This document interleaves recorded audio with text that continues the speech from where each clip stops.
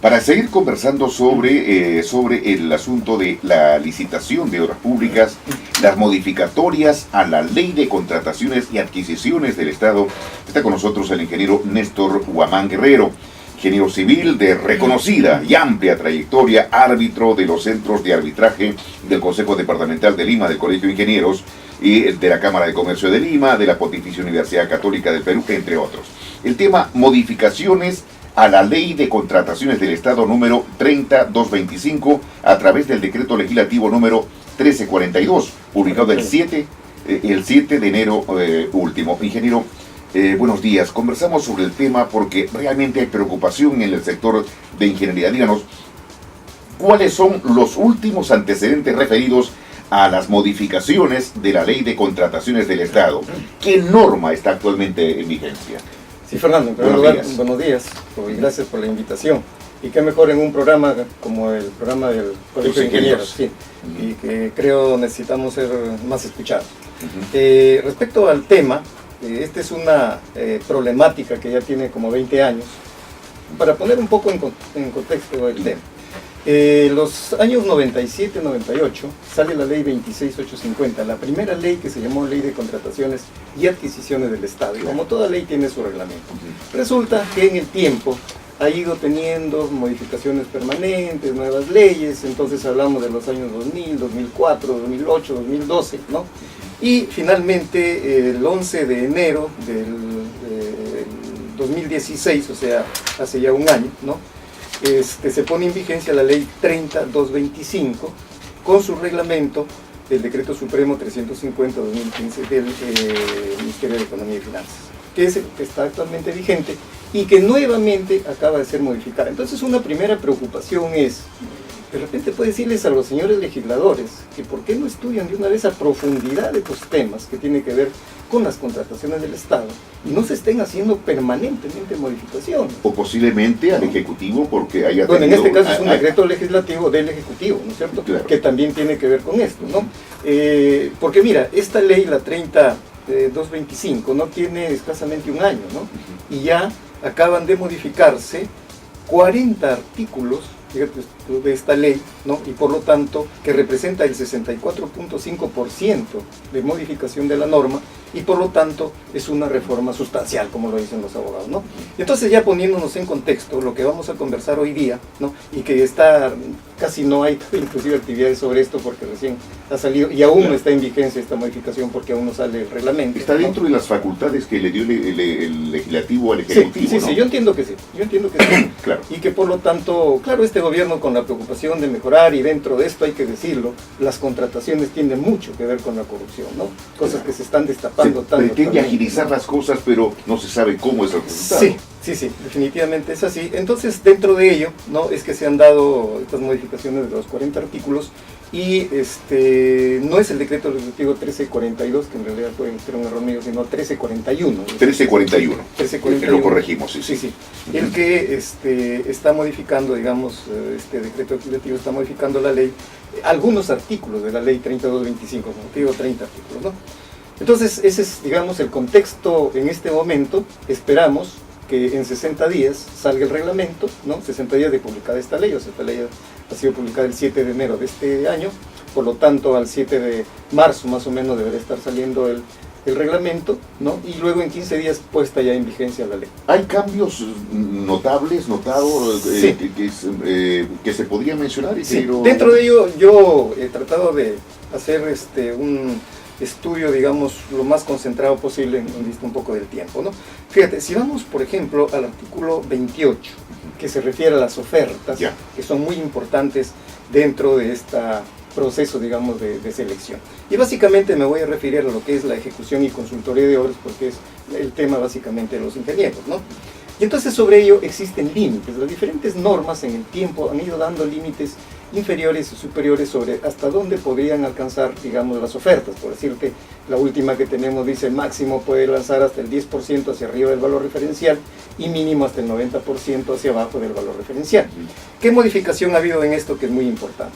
La parte del nivel superior, que decía hasta el 10%, ¿no?, ha sido de alguna manera también modificada, porque dice que se deben rechazar las ofertas, ¿no?, que sobrepasen el 10%, pero además las que puedan estar dentro de ese rango del 1 o del 0 al 10%, ¿de acuerdo? Y por lo tanto, pues, solamente podrían ser aceptadas, por decirte una oferta que lanzan al 105, al 108%, ¿no? Si es que hay disponibilidad presupuestal. De lo contrario, se tendrían que ser rechazadas. Entonces ya es un límite también que se pone ahí en cuanto a la posibilidad de que pudiera haber un costo hacia arriba. Pero lo más preocupante es el tema del límite inferior. ¿Qué pasa en el límite inferior? La actual norma, que aún subsiste, dice que como mínimo pueden lanzarse propuestas hasta el 90%, ¿de acuerdo? Pero ahora sucede que ya no hay tope hacia abajo. Fíjate tú. O sea que los contratistas, los postores, perdón, no en su calidad de postores, pueden lanzar propuestas y ya esto hemos tenido experiencias muy negativas años atrás, ¿no?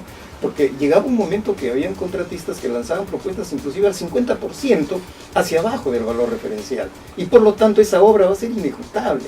Difícilmente, pues, sería de loco, ¿no? En calidad, en confiabilidad, en eficiencia, va a haber una serie definitivamente. Entonces, una obra que te da costos muy bajos, definitivamente vas a colocar materiales de mala calidad, ¿de acuerdo?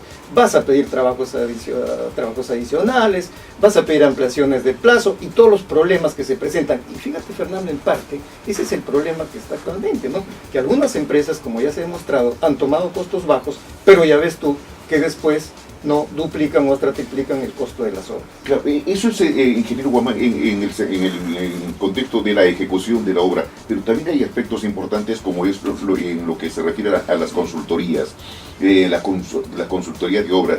¿Ha habido modificaciones importantes? Bueno, en la consultoría no ha habido mayormente modificaciones, básicamente es en la ejecución de obras, pero lo que te estoy comentando refiere también, ¿no? Como lo dice el ítem 28.2, en cuanto al rechazo de ofertas, se refiere en sí, dice, para ejecución o consultoría. Entonces hay entonces una está relación. Considerando esa posibilidad, lógicamente está considerando esa posibilidad.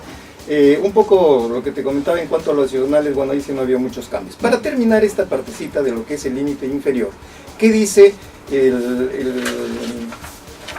en sí el artículo? Quisiera leerlo de una forma muy rápida porque me parece que es importante. Dice lo siguiente, 28.2. Tratándose de ejecución o consultoría de obras, serán devueltas las ofertas que excedan el valor referencial en más del 10%. En este caso, las propuestas que excedan el valor referencial en menos del 10% serán rechazadas si no resulta posible el incremento de la disponibilidad presupuestal. Y acá va lo que te comento. En los casos de ejecución o consultoría de obras, la entidad rechaza las ofertas que se encuentren por debajo en un 20% del promedio de todas las ofertas admitidas, incluido el valor referencial. Entonces, ¿qué sucede? Que si hay mala intención, van a tratar de jalar hacia abajo, porque no hay límite inferior, ¿no?, de todas las propuestas. Esas propuestas bajas van a jalar el promedio, ¿no? Y una vez que se hace ese promedio, incluido el valor referencial, recién dice, bueno, elimina las que están, digamos, abajo de ese 20% de promedio, pero ya bajó el promedio, ¿no? Entonces eso sí, te digo, es una preocupación, porque ya tenemos mucha experiencia sobre esto y antecedentes totalmente negativos de ello. Entonces este es un tema, digamos, que me parece importante en cuanto a lo que corresponde a las ofertas. Sí, definitivamente creo que esto va a llevar, digamos, a las malas prácticas y dentro de eso la corrupción, ¿no? Definitivamente. Palabras del doctor Ricardo Candorfo. Bueno, en lo que corresponde, ingeniero Guamán, a los medios de resolución de controversias, que es algo muy importante, y específicamente en cuanto al arbitraje, ¿qué modificaciones importantes se tendría?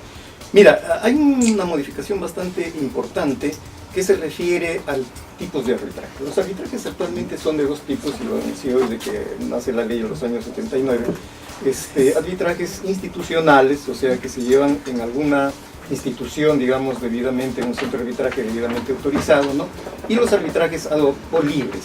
Entonces, acá un poco la modificación ha sido que prácticamente tienden a ir desapareciendo los arbitrajes ad hoc, lo cual me parece que está bien, porque no hay mucho control sobre ellos, y fíjate tú que casi el 70% de los arbitrajes se están llevando bajo ese sistema ad hoc. En cambio, en un sistema institucional, o sea, cuando se hace a través de un centro de arbitraje, llámese el Colegio de Ingenieros, por ejemplo, nuestro Consejo Departamental de Lima, como otros también del interior del país, tienen sus centros de arbitrajes, ¿no? La Cámara de Comercio de Lima, la Universidad Católica, ¿no? La Universidad Católica, y yo pienso que hay mucho mayor seriedad en ese sentido. Entonces, en este sentido sí me parece bien, y considera a los arbitrajes ad hoc solamente como excepcionales, o sea que en algún momento, y eso estará reglamentado, ¿no? ¿En qué momento van a ser excepcionales? Así es. Finalmente, ingeniero Néstor Guamán, una reflexión, ¿no? Como ingeniero constructor de nuestro país, como recelino institucional y los momentos en que atraviesa el país, ¿no? Político, económico, educativo, ¿no? ¿Cuál es la sensación? Sí, es una preocupación muy importante, digamos, para todos los peruanos, y preocupante, ¿no? Para todos los peruanos, ¿no? Una cosa rapidita. Normalmente en el contrato hay cláusulas obligatorias dentro de los contratos, y esta vez, que me parece también sí positivo, por primera vez se pone la cláusula anticorrupción, ¿no? La cláusula anticorrupción dentro del contrato, o sea que hay la obligatoriedad, ¿no? De que no solamente hayan las cláusulas obligatorias como era, por ejemplo, la resolución del contrato o las garantías, ¿no? Pero ahora incrementa. Entonces aún no está reglamentado. Ahora te digo, esto es todavía totalmente nuevo, no tiene aplicación. Ayer por primera vez, digamos, ha habido en el centro de arbitraje de la Pontificia Universidad Católica del Perú organizado, digamos, una mesa redonda muy importante con ilustres especialistas, abogados básicamente en estos temas, ¿no? Y ha sido muy interesante, y recién por primera vez se está tratando, digamos, qué modificaciones han habido y cómo va a cambiar, digamos, el contexto con respecto a lo anterior. Y en cuanto a la pregunta que me hacías, ¿no? En cuanto a la reflexión, la preocupación yo creo que es de todos los peruanos, ¿no? Los peruanos deberíamos sentirnos bien cuando tenemos, digamos, un gobierno, ¿no? Que trabaje como corresponde, ¿no? Lamentablemente tenemos antecedentes de casi todos los gobiernos que han terminado en corrupción, y eso sí preocupa, porque en algún momento va a empezar a incidir de repente también en el avance, digamos, del país, ¿no es cierto? Cuando ya nos estamos prácticamente enrumbando, cuando posiblemente un poco optimistas con este nuevo gobierno, gente que me parece que conoce, digamos, su trabajo, ¿no? Pero que creo que necesitan ser mayormente ayudados por más ingenieros, abonándome un poco al pedido que hacía nuestro vicedecano justamente en la entrevista anterior, para ver un poco más la parte técnica y no solamente la parte política o económica, ¿no? Sino ver a profundidad los temas técnicos, dentro de eso vienen los temas de los costos, ¿no es cierto? Así es. Sí, entonces un poco ese es el sentir. Esperamos que esto mejora, que los problemas de corrupción presentados no interfieran mayormente en el avance del país, que es lo que todos queremos, ¿no? Así es. Ingeniero Néstor Guamán, gracias por estar con nosotros. Es cierto lo que usted dice, ¿no? Ya los políticos en estos momentos de crisis están invocando y pidiendo la presencia del Colegio de Ingenieros, de los ingenieros, para poder evaluar la magnitud del problema que tenemos actualmente de corrupción. Gracias, ingeniero Guamán. Gracias a ti, Fernando, y este es un tema bastante amplio, esperamos poder ampliarlo en otra oportunidad. Muchas gracias. Definitivamente, gracias.